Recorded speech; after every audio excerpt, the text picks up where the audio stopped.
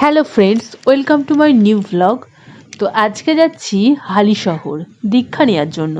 তো সকাল সকালই 5টার ট্রেন ধরে এখন অনেকে মিলে আমরা যাচ্ছি। তো এখন ট্রেন থেকে নেমে পড়লাম।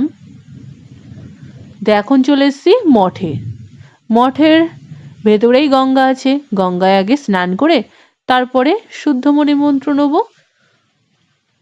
তো তাই চলে যাচ্ছি ঘাটের ধারে। তো চলো।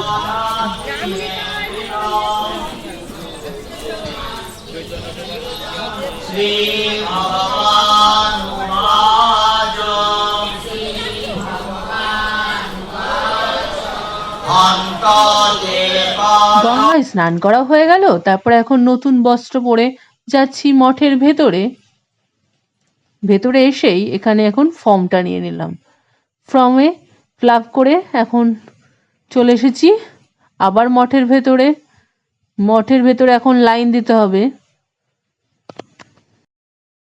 ভেতরে ঢুকে এখন দীক্ষা নেওয়া কমপ্লিট।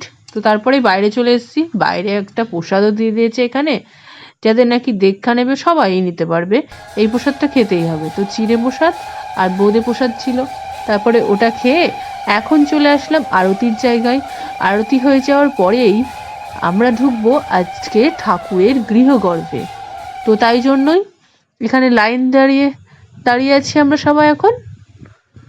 তো আমাদের দেখাও হয়ে গেল ঠাকুরের গৃহগর্ভটা। ভেতরে ক্যামেরা যেহেতু অ্যালাউ নেই, তাই তোমাদের সাথে শেয়ার করতে পারলাম না। তারপরে এখন চলে এসেছি বাইরে, যেখানে অনুষ্ঠান হচ্ছে।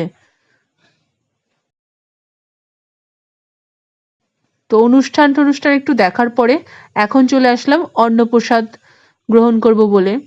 তো এখানে ফার্স্টে দিয়ে দিল থালা, একটা গ্লাস, তারপরে ভাত, সাদা ভাতের সঙ্গে ডাল দিয়েছে, আর একটা পাঁচমিশালি তরকারি, আর শেষ পাতে পটল পনির আলু দিয়ে একটা তরকারি দিয়ে প্রসাদটা শেষ করলাম।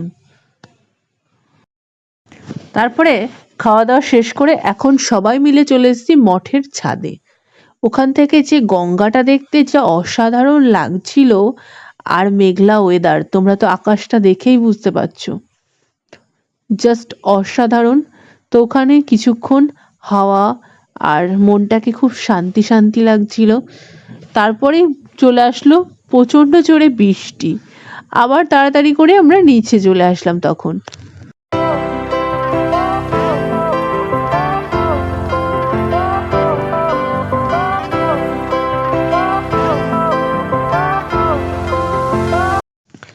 তো এক এক করে সব মহারাজ আর তার স্ত্রীদেরকে দেখিয়ে দিচ্ছি।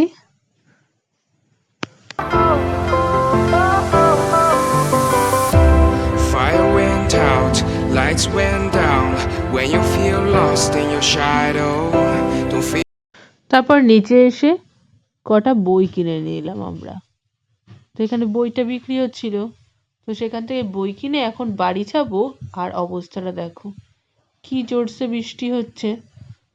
তো কিছুক্ষণ আবার দাঁড়িয়ে গেলাম, দিয়ে অনুষ্ঠান দেখে নিলাম। তো এখন বাড়িও চলে আসলাম। টাটা আজকে।